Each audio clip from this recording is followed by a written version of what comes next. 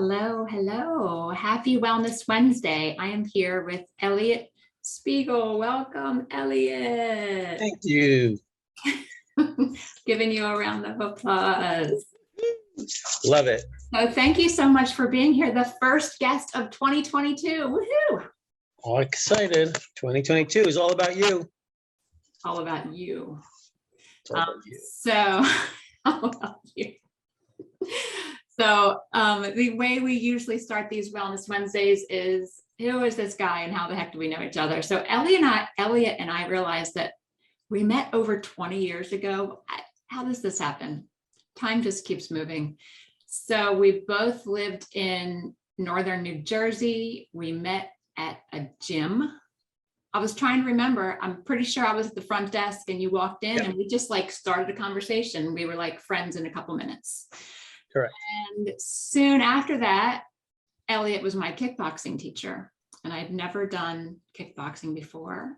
And he hung heavy bags, and I loved it. I was hooked immediately. But mostly, I think I loved it because you were the teacher, and you were very positive, but like also you had high expectations. But it was just, I loved everything about it. So. I'm going to read your bio. Is that okay? Yeah, please. When you sent it to me, I learned all kinds of new things about you. So everyone else to know all these great things. So Eliot is a professional sales and leadership coach at Southwestern Consulting. He is a veteran relationship builder with over 3 decades in the costume industry, both domestically and internationally. He is an IPEC certified life coach with a specialization in goal setting, relationship management, health, account creation, and sales, and founder and owner of his own weight loss program, which has produced above average results for over 600 clients. That's awesome. He is an expert team builder managing integral sales teams across the globe who consistently outproduce peers. So should I read the whole thing, Eliot? There's a lot. There's good stuff in here. I'm going to read. It's up to you. All right, I'm going to read the whole thing. Eliot has never had a lack of will for what he puts his mind to. Always an entrepreneur at heart. I love this story. Okay, he started his own delivery business in New York City at the age of 21. Within 2 years, he had turned 2 bikers delivering mail into 7 trucks and over a dozen bikers managing companies' needs across Manhattan. I have to hear more about that story someday. This passion for entrepreneurship didn't stop as he entered the costume industry. After 20 years of sales management and brand building, he found the life coaching and its countless elevating effects. As soon as he could, he became a licensed coach and began to help people through the entire array of life's obstacles, whether it be work, family, or health. Today, he is an experienced manager, marketer, and leader. Translating his passion for life into a successful sales career and coaching practice, he helps develop the vision of others seeking to do the things they want and make them happen. In his free time, he likes to teach yoga at his studio, Root to Crown Yoga. Oh, I like that name, in Hackensack, New Jersey. Spend time with his family and take walks at the local nature preserve. Welcome again, Eliot Spiegel. Thank you. Perfectly read. It's amazing what we can write about ourselves, right? So I knew you when you were kickboxing and you were teaching kickboxing and martial arts. Mm-hmm. And I think I didn't have kids old enough to work for you at that time. I had little ones. Correct. But you had the pop-up Halloween stores. Mm-hmm. And I thought later in life that would be an awesome job for my teenage kids, but then we moved out of the what a cool job. So what is your journey? I know, what are the highlights? What brought you where? So interestingly, only as you're retelling the story of how we met so many years ago, and really to any of you who are listening or will listen to this, it was kind of an immediate like friendship. So it was like, oh, I like this person, great aura and energy, only to find out we both end up being yoga instructors decades later. And it makes sense because yogis kind of do that for each other, right? So I had walked into the gym to start teaching because that was same weight journey. I was had just gotten my black belt. So, and I had been fired because I didn't fit the body image that the owner of the chain of stores had, even though I was #1 in sales, because I brought a passion, I think, to the concept of changing lives, right? And it's one of the things that stuck with me. I should put it in my bio. I once asked a peer coach friend of mine if it, working with me was helping. And she said, "What do you mean? You're an agent of change, Eliot." And so I thought to myself, wow, that's like worth getting $1 million paycheck, right? To find out you're making such a difference in people's lives. And so my journey to then, years later, I guess that was, I would say 8 years after, or 9 years after you and I first met, I was invited, and it's one of the things I'll talk about today, to hear a seminar about the elasticity concept. Because I'm always an ever grower, ever student. I want to, right? We have to, if we're not growing in life coaching, we say, if we're not growing, we're dying. And if you think about the trees, and I don't know where everyone's listening from, but my trees are all bare of leaves right now because they're green, and the buds come out in the spring, and then they're green all summer, and then those beautiful colors come out in the fall. And that doesn't represent the best. That actually represents the end, right? The not growing anymore. So if we're not growing, we're dying. So I went to this workshop and thought it was amazing, only to find out that they said, "Would you like to be a life coach?" And I was like, "What's a life coach?" And I thought, I give people advice all the time, and that's great. But when you find out it's actually about empowering people to get into the driver's seat of their own lives. And initially, I wanted to be a business coach back then. And then I found out I could help people actually find their passion. I was like, oh, I'd rather do that, right? I'd rather do that if you can find your purpose and find. So my mantra became choose happy, right? Living and shifting yourself to a place of choice. And then about 4 years ago, I brought all my passions, like my ikigai, where my passions, my what I do for a living, how I can give back, all in a Venn diagram. Ikigai is a Japanese term which literally or loosely translates to your reason for getting out of bed in the morning. And so I was able, with the business part, to change lives and help people do the sales piece and work with them, which I had learned forever and ever and ever, and bring to it all of that, still being an agent of change to people's lives. So I'm hoping that's not too long a journey to hear, but that's how I ended up right here now. No, that was perfect. So with that in mind, it's really, especially crazy times, right? But I don't know, listen, being a young rural that I am, I don't know that my parents or your parents, their lives were any different, where they weren't my age saying, "Oh, it was so different, and we are crazy times now." And right, think about if it was the 60s or 70s and upheaval and wow, crazy times, right? And then it became like, the 80s or 90s and crazy times. I don't know if the crazy times ever change. Everyone thinks that their crazy times are different than somebody else's, but I think that we are wonderfully, and it's a yogic / Buddhist concept, that when we can see ourselves in others and others in ourselves, then we can reach enlightenment. So when we start realizing that we're literally just being human, right? It's, we're just being human. When the machines when the Industrial Revolution happened, and they were saying, wow, this is crazy. Why is everyone moving to the cities, right? And now here we are today going, what's your pronoun? I don't know, right? Like, that's crazy. Like, we don't know, right? What's the next change? And my kids are older than yours by a little, but our kids will have the same thing. And they'll be saying, oh, Dad, someday they'll be saying, Dad, Mom, things are crazy. Right? That's going to happen. Yeah.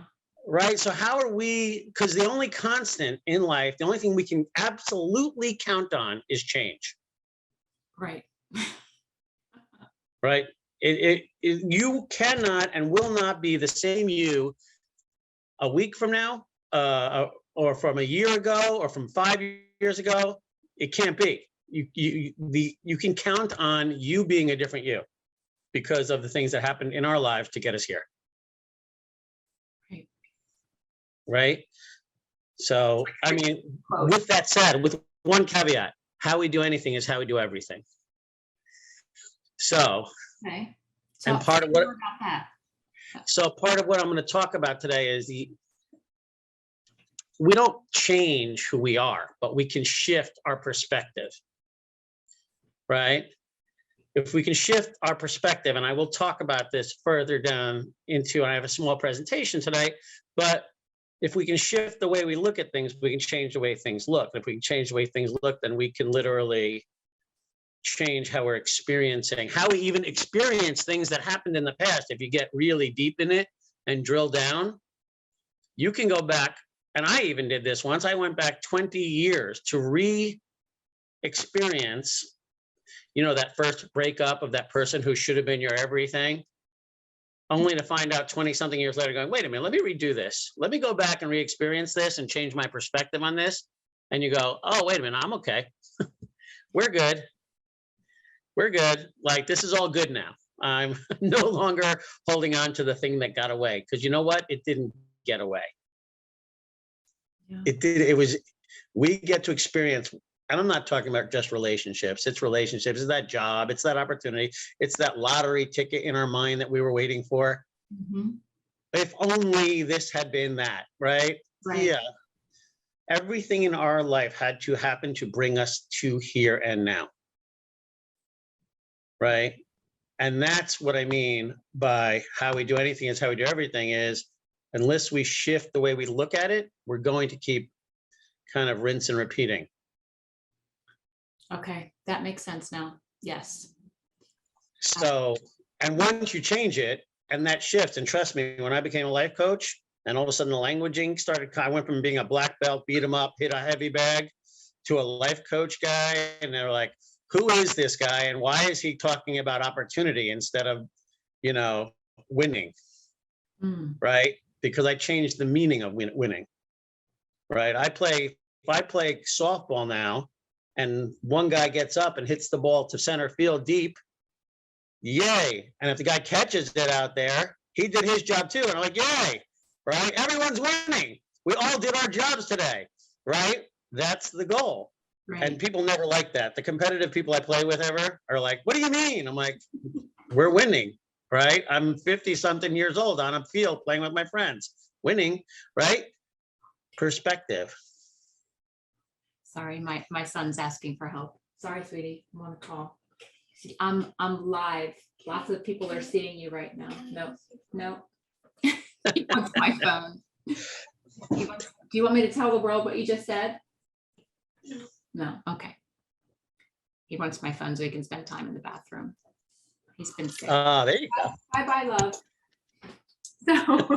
So back to Wellness Wednesday with Eliot Spiegel. Back to wellness. So really, when we can find ourselves shifting from carrying those old rule book, basically, that old rule book of life, ripping it up, letting go of it, and creating a brand new perspective, putting ourselves in the driver's seat, that's going to be the thing that's going to lead to your wellness. That's going to thing that's going to lower your cortisol. That's going to be the thing that puts you in the driver's seat to make those healthy choices and changes, right? Those are the parts, and that's what I help people do. It's what I listen to your stuff. I watch your stuff on Facebook. From states away, you and I share a kindred soul for helping people shift to a place of better choices, because the better choices long term will be those things that pay off. They'll pay off in the short term, but they'll also pay off in the long term. On the business side, I use a quote from one of our founders all the time, is your hard work pays off sometimes now, sometimes later, but always at some point.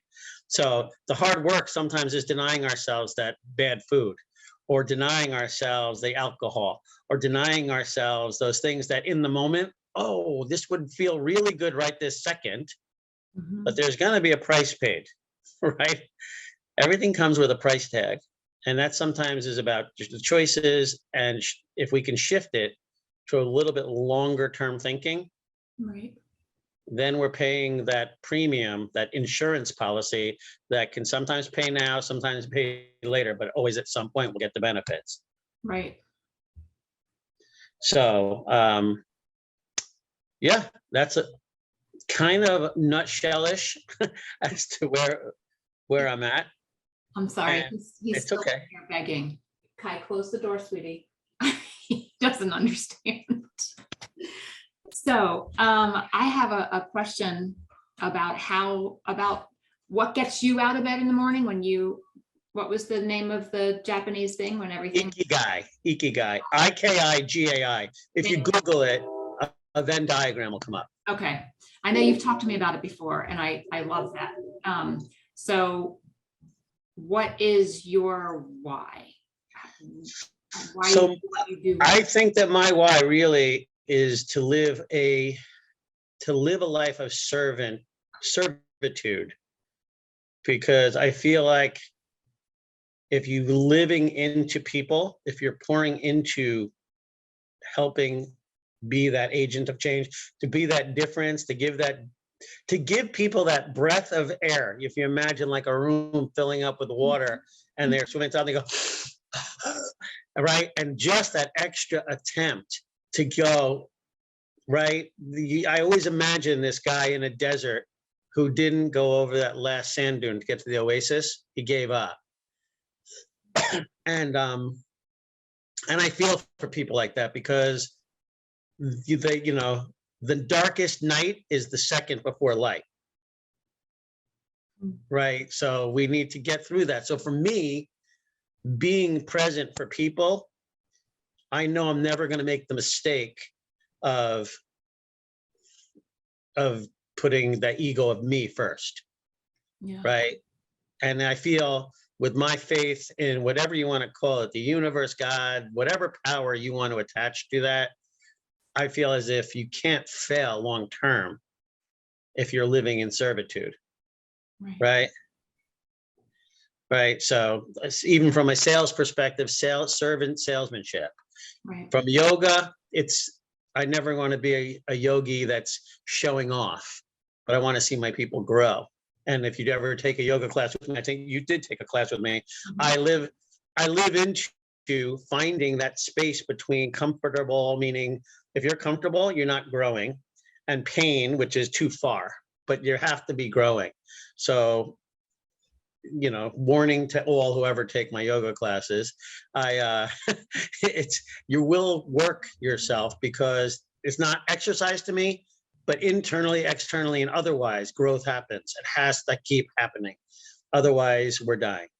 Right. And by the way, on the Root to Crown name, my yoga studio is above a dental office. So that's why I pick Root to Crown, because it matches up with the chakras, along with. That's great. Love that. Yeah. So I call my yoga Just Right Yoga, but I stole that from my occupational therapy professors and their frame of reference for one of my favorite OT theories, where you're always trying to find, the Goldilocks zone, not too hard, not too easy, but you're always growing. Yeah. Right. Exactly. Yeah. So, that's mostly my why is, and it's funny, I have a friend who I'm maybe recruiting for business coaching. Let's call him someone I know before I call him full-on friend. But, and he said, well, how do you feel about coaching people who are making $1 million or more a year? And in all fairness, I'm not making $1 million a year just yet, but, could be tomorrow, right? Because I'm an optimist. But the point is, he's like, don't you feel bad helping people making that much money? I'm like, no. If I wanted to go do what that person does, I could go try and make that same money. But I really prefer to feel good about what I do every day. When I go to bed at night, and someday my epitaph is like, it's about how many lives you've changed? What did you do? You're not monuments. There are no monuments you're going to take with you. The money doesn't come with you. But how many places did you make a difference in someone's life? Right. Right. So that's my legacy in my ikigai, my reason. Right. So I'm not sure if I answered. That's it. I feel it's a heart connection, and I can feel it through the screen from 20 years ago. And it's interesting that you mentioned energy, because I don't even think you saw my post. You probably didn't. You didn't see because I wrote it in an internal letter that, and Eliot has good energy. That's what I said to you today.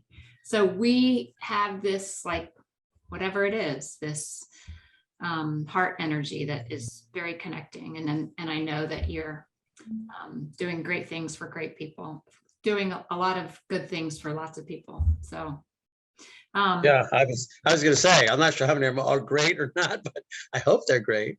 I believe in people's greatness.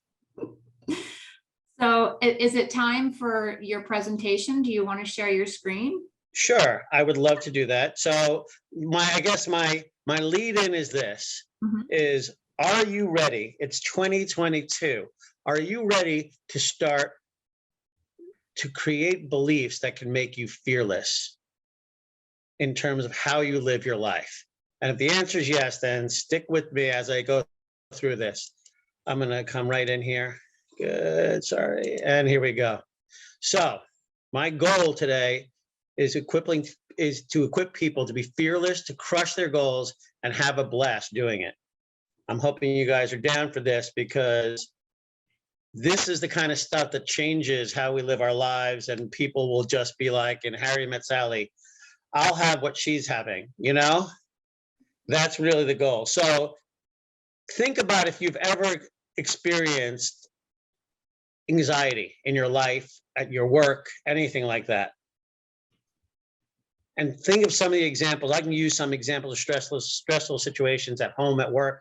I just heard about one today. I have a client who's a concierge, and there's all this COVID stuff going on, and people are flying to St. Thomas to go stay at a villa, and the wedding might get canceled, but might not get canceled, and we don't know.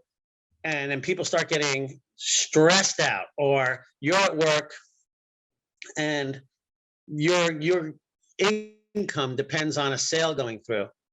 And then somebody at work didn't handle some piece of paperwork correctly, and they have to, but now the sale might not go through. It might go through, might not go through, and the stress starts going up, right? I mean, have you ever experienced something? Oh, give me my picture here. Where's my picture? There we go. That, where things are just going crazy, and you're like, stop the world, I want to get off, right? Well, when that happens, that anxiety starts climbing. How do you think you're handling things? How are you reacting when that happens? That you get frustrated, you get angry, you get sad, you get depressed, all those things, right? I've heard people say, well, I was mad, it's okay that I yelled. No. You don't get like a free ticket to just abuse somebody, but people think they can, right? I mean, we can even watch last week's football game, taking shirts off and throwing them into the stand. We don't need to know why, but clearly frustrations got high enough that some athlete was just reacting, right? That's no judgment there. I'm talking about people. It could be at your house, it could be at work. So now imagine for a second if you could handle that stress differently. If you could handle that stress from a relaxed intensity or quiet strength, embracing storms as a peaceful warrior, right? I like that. Good shoulder fix. I like that, Laura. Good. How would that change things? How would that impact you? So I'm going to share a couple tools today on how we can do that. Obviously, it's not going to change your whole life in one session. I wish I was that good, but I'm hoping that we take away some tools from the end of this, and from there you do what you will with it. And maybe, you know, it is what I do with people as a coach and whatever I do. But I really want you to maybe take something away from today's session. So the first thing we need to do is understand that our belief, we have to work on a belief system. What is your belief system on what it takes to dominate your circumstances? Because, oh, it's going to feel right here. Hold on. Coming. There you go. Our beliefs shape our thoughts, which feed our emotions, which create our actions, which leads to our results. Think about that. Our beliefs shape our thoughts, which lead to our emotions, which create our actions, then outcomes result at the end, right? A lot of people say that doesn't work for them because their emotions are what create it's the circumstance that creates this, right? There are people that are victims who say, no, if I'm in a good mood, then it's good. If I'm in a bad mood, then it's bad. So our circumstances in those people, their circumstances, I'm stressed out, therefore I'm going to react accordingly. Now I'm going to be mad. I'm going to lash out. I'm going to be sad. I'm going to be stuck. I'm going to be all these things. And then it's going to lead to an action from there. We normally, not always, I should say, I shouldn't say normally, not always a good action, which I want to take a step back here for a second, if you will, Laurel. I want to go over different energy levels. There's victim mode, and I work from two different places: victim, anabolic, destructive mode, and catabolic, and rather anabolic building and catabolic destructive. And victim mode works in two ways: either straight up victim, where you're laying there paralyzed, or victim mode, where you're like what I call level 2 energy, which the language is, I win because you lose. And we've seen people like this, managers that are like this. If you don't get that sale, you're going to get fired. Oh, you better watch out. If this doesn't work out, we have people in relationships like that. Oh, this better be better, or there's going to be hell to pay, right? This kind of attitude. So that's the kind of victim stuff I'm speaking of. That circumstance creates that emotion, which turns into an action. I had a client today who just told me he had someone call him up and say, this other vendor said he was lying about having put an application in.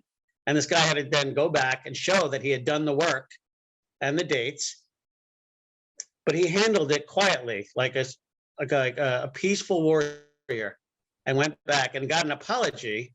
But it just creates that other, it could have gone just so badly. Then there are other people who are suppressors, the more, refined, the more professional. What they do is take the emotions and shove it down, right? Because I got to handle this professionally. They put on a smile, they grin, even though they want to smash the wall. They do the fake it till you make it, right? And that fake it till you make it's good if you're doing something to kind of bolster a positive mindset. But faking it till you make it, taking those emotions, shoving them in a box so that it's almost like you're paving over an ulcer, right? You're just covering over something, which affects your actions. You smash through things. I'm going to push through no matter what, even though I am angry. What happens there, and what the problem there is, it starts feeling like you're running on a treadmill. You're in the hamster wheel, right? You never get movement. You never change the thing because you suppressed it. You never addressed it with fierce conversations or things like that. You never came full frontal, face to face with this and said, you know what? We need to talk about this. This has to be handled, right? Like my client I just told you about, he handled it. He did what he had to do. He didn't just say, oh, sorry, let's fix it. Or no, he's like, no, I had to handle this because I did do the work. And what happens is after a while from doing that treadmill, you start to wear down, right? You start to wear down. Can't tell you how many clients I have on both sides, life and business, that do the same things. And then it gets really bad. The results go down the toilet, and then they have to fix it. And then they go on a vacation and he buys me a gift and, oh, it's all better. He bought me something or whatever. Or she did this, and then it's better for a bit. I'm like, and I'll just be sitting there shaking my head going, but nothing changed. Like, you're still dealing with the same person. All you did was start suppressing it. And sure enough, it'll come back out again with the results going through the can. Or there's a third kind of person. And this is what I call a master. A master is someone who's not like the victims who let their circumstances. They're not like the suppressors who push through it. They're masters who learn to master their emotions. They learn to take their breath first. I like to call breaths like car lengths. Do you remember taking driver's ed? Right, and they teach you, like, depending on the weather, you have to give your car more car lengths. I guess they should. You're down in where people just got stuck on the highway for 40 hours, right? So more car lengths probably would have saved a bunch of accidents there, right? Because more ice, more car lengths, right? That's what we need. So masters learn to master their emotions. Here's the trick. When you can change the way you look at things, you can start to look at the change. And my languaging of it is, when you, like I said before, when you change the way you look at things, you change the way things look. Or if you're watching a good old Robin Williams movie, Captain, Oh My Captain, right? In Dead Poet Society, standing on the desk and changing how we look at things. Like why we go upside down in yoga sometimes is just to get a different perspective, right? And by the way, if you ever do a headstand, you can actually drink water and swallow the water doing a headstand, which is the craziest thing because it's going in the wrong direction, but you can still do it, right? So you didn't know that, did you, Laurel? So let's go back through this. We need to change our belief lens because our beliefs create our thoughts, which shape our, shape our thoughts, which create our emotions, which lead to our actions, which create results, right? So let's say, for instance, we turn on the news. You get on there, that's everyone's mad at each other on both sides of the aisle, or sports, or, you know, you watch half these shows are about killing and death and terrible things. I once went into my brother's office and he loved that judge, one of the judges, and she's yelling at somebody. And I'm going, oh my God, why are you listening to this all day long? People getting yelled at with this crazy stuff. This negative energy is just so.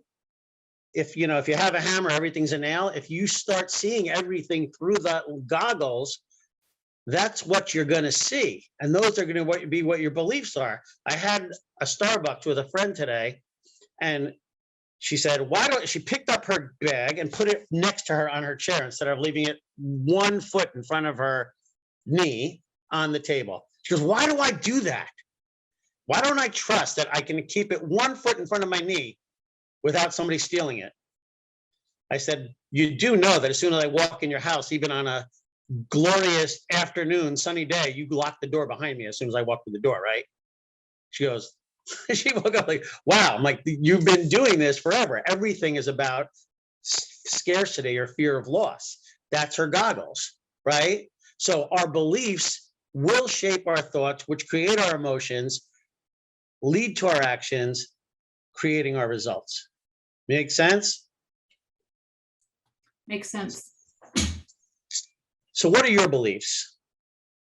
And this is where you get to step back and say to yourself, how do I view things? Do I view things as, and when I talk about the levels of energy before, that level 1, everybody else wins, I never win, so why bother, right? But we start blaming others. That's level 1 energy. When you're stuck and you think, I'm never going to win anyway, so why bother trying? I know people, and we all know people who play the lottery and go, or don't play the lottery, go, well, I wouldn't want to pay all those taxes anyway. Right? Like, there are people literally that are like that. I love people like that because I know if there's a, pirate chest across the room, their attitude would be like, it's probably booby trapped anyway. I'm not going to bother. And so it gives me the opportunity to walk across the room and get the pirate chest. Because they will, like I said before, how we do anything is how we do it. I can count on that person never crossing that room. Ever. The next level up is what I talked about before, level 2. I win, you lose. Then we start switching up into level 3, where it's I win. If you win too, that's okay. A little rational, I'm taking responsibility as being part of this relationship, a leg on both sides of the catabolic and anabolic. Level 4 becomes I win because you win. Very much your mindset, very much my mindset. We are nurturers, right? Our win happens because we see the other person win, right? Parents, teachers, nurses, sometimes doctors, just kidding, docs. And we want those, that's a level 4. Level 5 is when our intuition, our genius, you have one of those days where you're like, I should play the lottery today. Everything I touch is turned into gold, right? That's level 5. That's where we kind of want to live, but we live all over the spectrum. There's no escaping being a level 1, right? We're going to be there. And for good reason. If you're sad enough, it could feel paralyzing, right? In a worst case scenario. Level 6, and there's only 2 more, like the chakras. Level 6 is kind of like, I call it like Jesus love, for lack of a better term. I win because I love you. I win because I love you, right? We just universal love, not like the boy-girl kind, but it's like the old mankind kind, rapture, right? And then level 7 is nobody wins. It's I am, it's Zen. And when you can use witness level 7, which is breathe it in, breathe it out, acceptance of any situation, right? Because if we don't change the way the way we handle things, if we only do victim mode or suppress mode, then we're not really handling it, right? I tell my clients all the time, and typically for me, I don't see problems. I don't see mistakes. I see opportunities. And the best example, day-to-day example I can use, I once drove my daughter and her friends down to a color guard practice competition, dropped them off. I was going to go out, and I get on the parkway and my tire blows out. And I know these girls who don't even know that I'm already now stuck on the side of the road that I'm supposed to pick up in 2.5 hours. And I want to get back and see their competition. I'm like, okay, what am I going to do? I could freak out here, or I can figure out what I'm going to do. So I ended up calling the thing. The guy came, switched my tire. I was like, okay, where's the next tire place? Got to the tire place. They're like, we're closing soon. I'm like, I need a tire.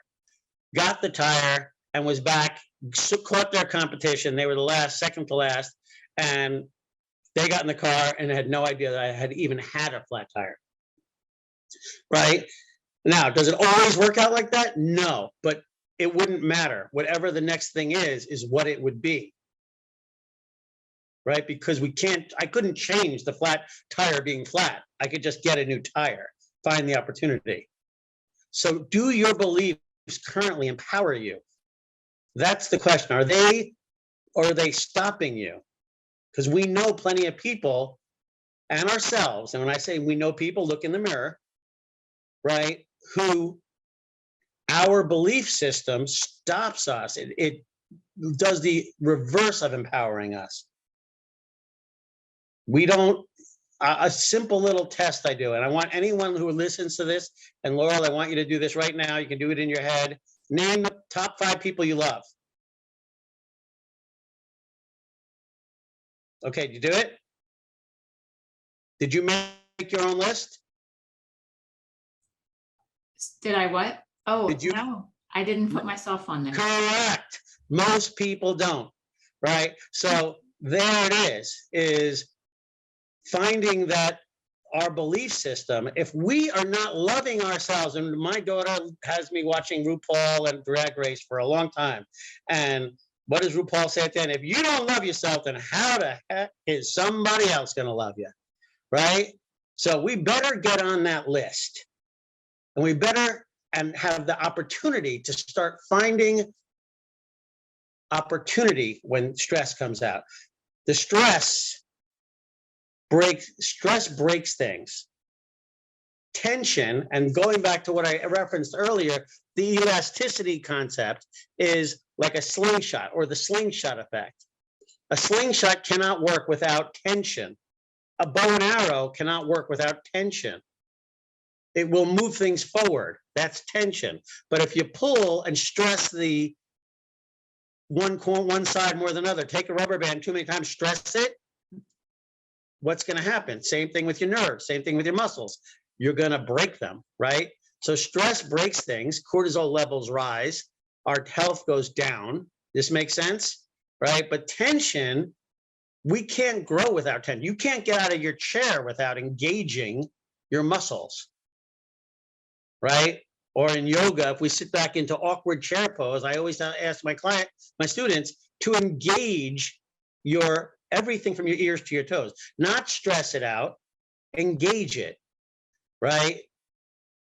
You're not going to be some floppy little thing. You need to engage. Otherwise, we are floppy. We'd be like jellyfish. We need to be engaging things with tension, not stress. So what kind of beliefs do we have? We have weak belief systems, where your attitude comes from your circumstances. If they're good, that's great. If they're bad, that's not good. So we're always just going to hope for good. That's not the champion's way. That's not the peaceful warrior. The peaceful warrior is going to say, not from my circumstances, what I control is like how I look at the things and my ability to make the best of any situation, but training your mind to see that opportunity. Does that make sense? Because we can't change the fact that there was a pandemic. There was one, right? We can't change the fact that business goes up and down, that fortunes are made or lost, that health goes up or down, that unfortunately, even in the cycle of life, there is something called death, right? That's just a truth, right? From our first breath, death sentence. Someday there will be a last one, right? Personally, I'd like to at some point be an end-of-life doula, just so I can help people understand that, right? Because if we can find our way understanding all of that, empowering ourselves to change our way we look at it, to give ourselves a different perspective, then the world becomes our oyster, as they say, right? No challenge. And I said this to someone today, they said, oh, I'm just sick and I have this pain and this pain. I said, what if that was the rest of your life? What would you do to have, how would you choose to look at life every day, right? I mean, we hear about these people who paint with their mouth because they can't move their arms and legs. We hear about all the people who have challenges and we're like, oh, wow, that's amazing. What they did was not let their situation or circumstance master them. They mastered their circumstance. And it could be as something as mundane as the relationship you're in for 30 years and the woe is me, down to real medical or financial or other hardships, right? It's how we look at things that makes the difference. How do we find the opportunity? So once again, how do we break belief barriers? By owning beliefs that are empowering, that can shape our thoughts, create our emotions, lead to our actions, and get the results that are positive. So a lot of people believe if I work hard, I'll be more successful. If I'm more successful, then I'll be happier, right? Goal-oriented. I have to get to there and then I can do it. We've heard this even in stories and movies. And when I earn enough money, then we can get engaged. When we're there, it'll be fantastic, right? They think success leads to happiness. That's wrong. It's happiness that leads to success. That is the truth of it. It's the happiness leads to, I know too many miserably rich people. I'm swearing to whoever it is, again, the universe and all. I know too many people who have all the things that everyone's supposed to want. And the one thing that is lost to them is that piece of happiness, right? I like to tell people, if the meantime between now and getting to where you want to get to isn't a good time, it's going to be a long time. Shawn, who wrote The Happiness Advantage, he's a positive psychologist out of Harvard Positive Psychology School, wrote 2 books, Happiness Advantage and Before Happiness. What I like about these books, if you have a chance to listen to them or read them, is they are chock full of metadata.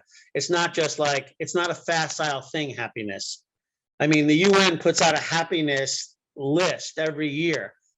Bhutan, which is on my wish list of kingdoms to get to, put happiness into their GDP because it changes your health.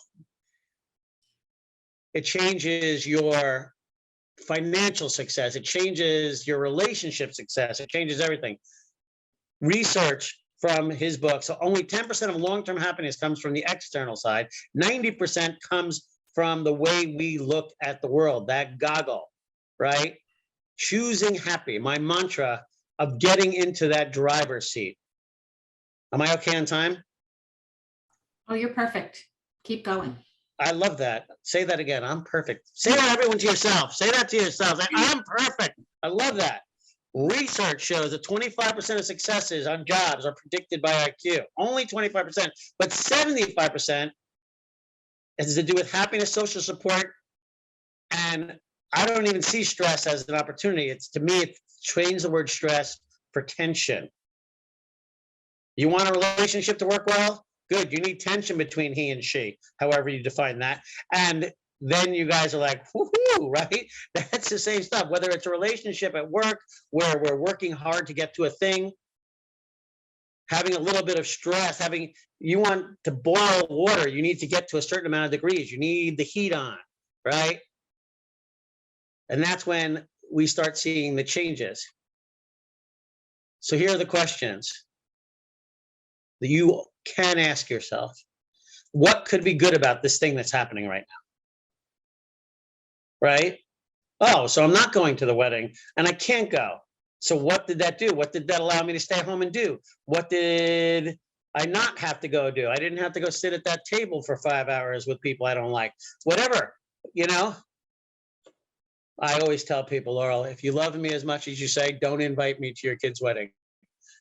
Honestly, I'll love you the same before. I'll wish you good luck. Congratulations. And I saved 5 hours of breathing that I didn't have to be somewhere. That's awesome. What can I learn and how can I grow from this? Right? Because everything, we should always be students and teachers. How can I use this to motivate me, to make me better rather than bitter? And how can I use this to inspire others? I have a client who just came to me last week who didn't do any, I shouldn't say didn't do any, did very little of the things he was supposed to do for a year of working. He says, I did the same amount of money as last year. I said, okay, I showed him where, had we not been working together, he would have done less. But more importantly, I said, are you now ready to do those things to change? And are you willing to show the rest of your team that you're willing to do it, to inspire them to shift and double down on your work? And he was like, oh, I get it. So we have to rewire our brain. Shawn Achor talks about this. Write out 3 new things you're grateful for 21 days. Now, gratitude has the really kind of cheesy version of gratitude. I'm so glad I have a family. No, throw that out. I mean gratitude like, I remember, and the best example I can use for me personally, 2 years ago, I was not sleeping in December of 19. I just wasn't. And I remember it was 4:30 in the morning. It was one of those like 8 degrees outside days. And I had my nice, yummy robe on and my cup of coffee. And I remember I was by myself because everyone else was asleep. And I remember looking in the backyard, which is pretty and really, really cold looking. It's so cold out. You ever know when it's so cold out, you look outside and you can tell how cold it looks? Right. So it was so cold out. And I chuckled and said, I am so grateful that I'm standing and have the opportunity to be in a warm house, looking out at that beautiful cold backyard. Because let me tell you something, you can't appreciate a warm house and robe and coffee if you've not experienced that cold outside dark. Mm. You can only think that you do, right? So what happens is this: if you do it for 21 days, they say, really, I think in the book, he says 30 days of gratitudes will recreate 6 months of resonating happiness elevation. Wow. And what happens when you start getting granular and organic for those gratitudes, then you start looking around, not for taking your pocketbook and hiding it next to you. You start looking for the good things in this world, right? I will tell you a secret, because no one knows where I live, but I've never owned a key to my house, and I've lived in the same house my whole life. That's amazing to me, right? Think about what that means. I never, ever was worried about locking my door.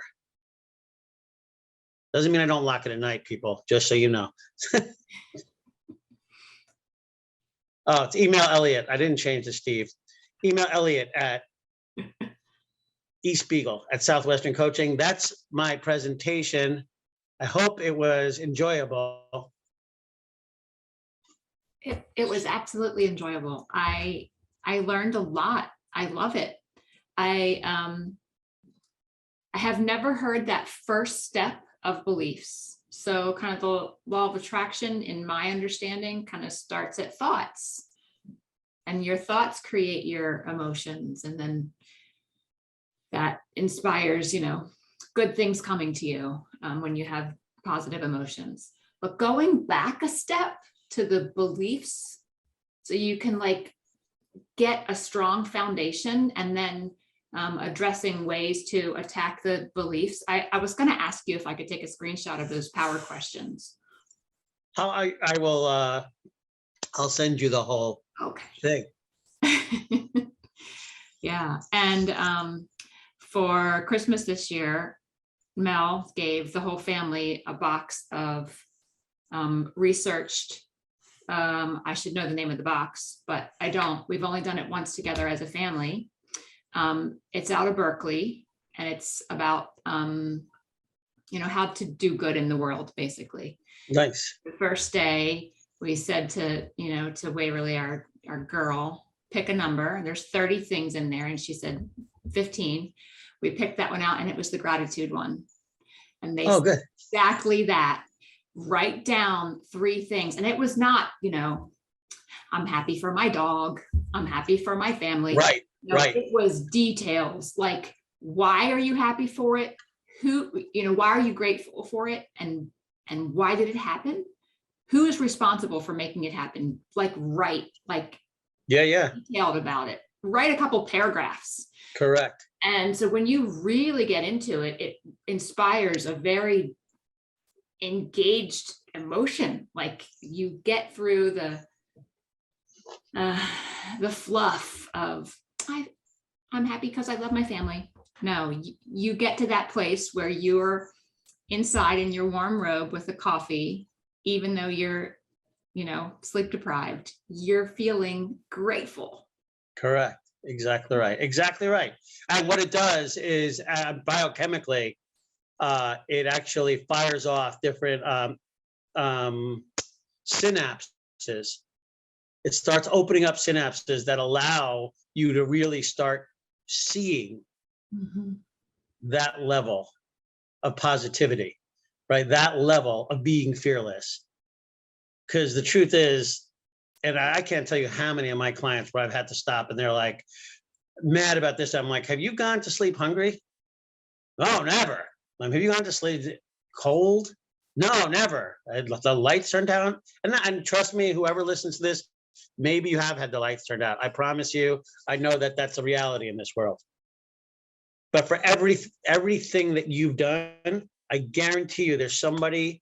I don't have somebody chasing me up a mountain to kill me. I don't have whatever things that you could read about in the newspaper if you want to and be grateful for myself. But I take the time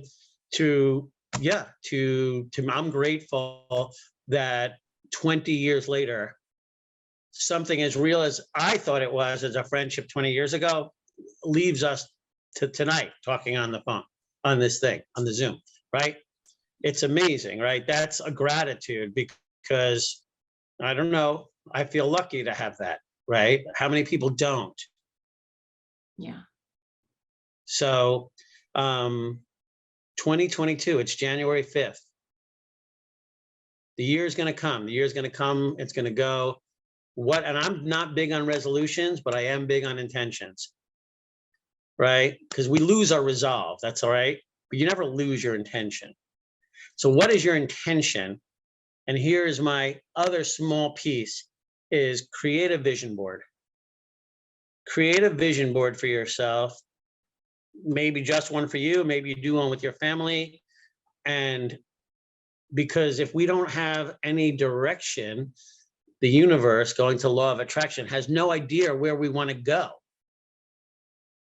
Right? So if you think about, our thoughts, we have to take our thoughts up, but we have to believe. We have to believe in those thoughts, right? That belief has to be there. And be careful what you, Mike Dooley, who is another motivational guy, who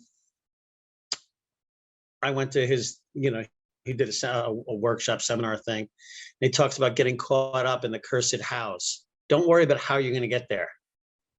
Worry about envisioning your vision of yourself in those places, right? Because the world is topsy-turvy.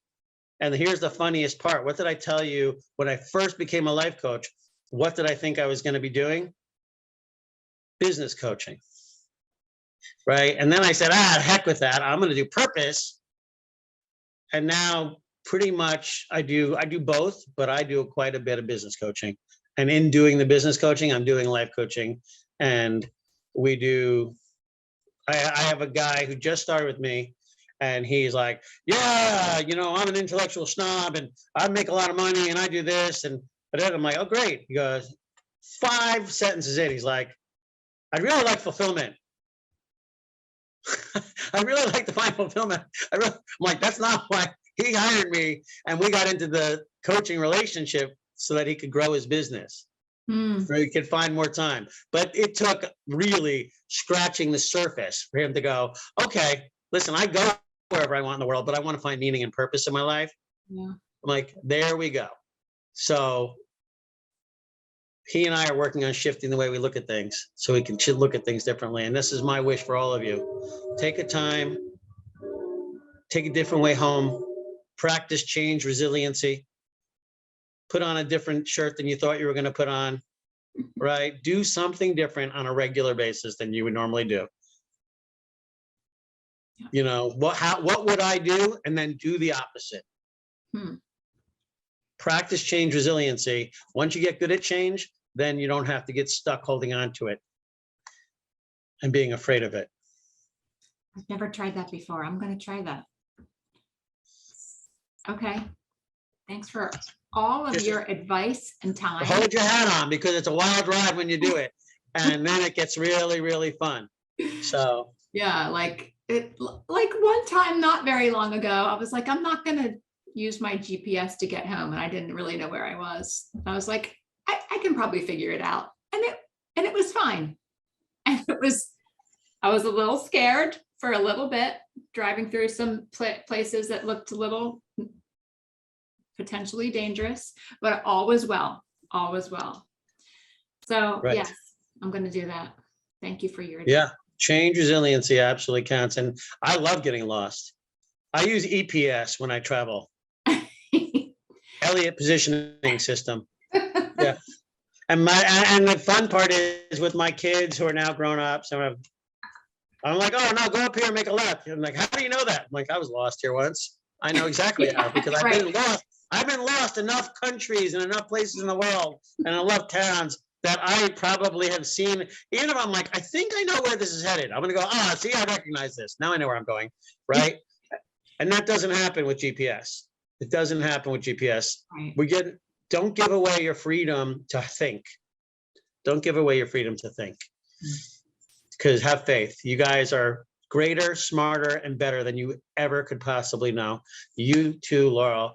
and to your beautiful family. That is the truth. We are greater, better, smarter, everything than we thought we were or believe we are.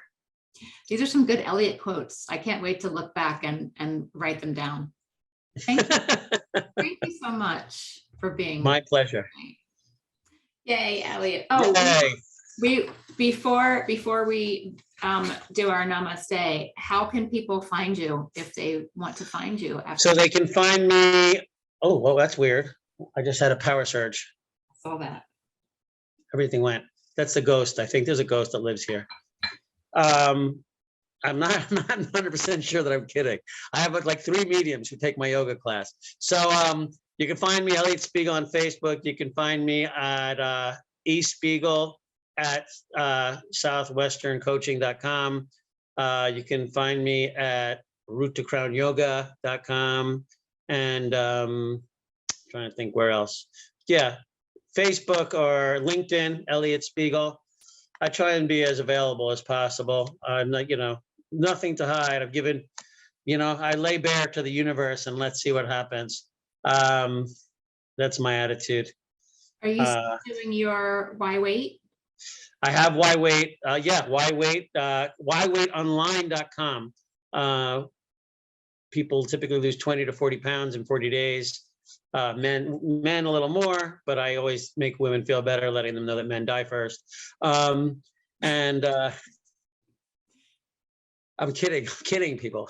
Okay. I do like levity. If we can't laugh at this world, we have to change our perspective, right? Because in a world that's millions of years or billions of years old and we get 60 or 70 here, we better understand our place. Yeah. So. Yeah. And that's Why Wait, WHY. WHYWEIGHT online.com. Right. And I also had Why Wait coaching, but I haven't been active in it, so I'm not going to send you there. So that's WAIT. So, Okay. Yeah, why wait, Yes. I haven't seen you in person since your big weight loss. Oh, wow. It's been the yo-yo. COVID got to me, COVID got to me. There was that sourdough thing that was going on for a long time for people. Right. So, but I'm back on the mend and my people are doing fantastic. I have this wonderful man who just a brand new client, and he's a professor for CUNY, and he was down 38 pounds in 36 days. And the funniest part is he's 6'2", but his body is supposed to be a really like stick thin, because I do body composition analysis, and he's like, he can't wait to be 160 pounds again at 6'2". He's going to be like literally like this string bead. So I'm so excited for him. Yeah. So yeah, those are all the ways to get in touch with me. Eliot Spiegel. I think there's only one other one. He's a rabbi. I'm not that guy. And that's it. Eliot, thank you so much. Oh, thank you. Namaste. Namaste. So good to see you. Even if it's not in person, next time I see you, I'm going to give you a big hug. Yeah, oh, for sure. I'm sending air hugs to you right now.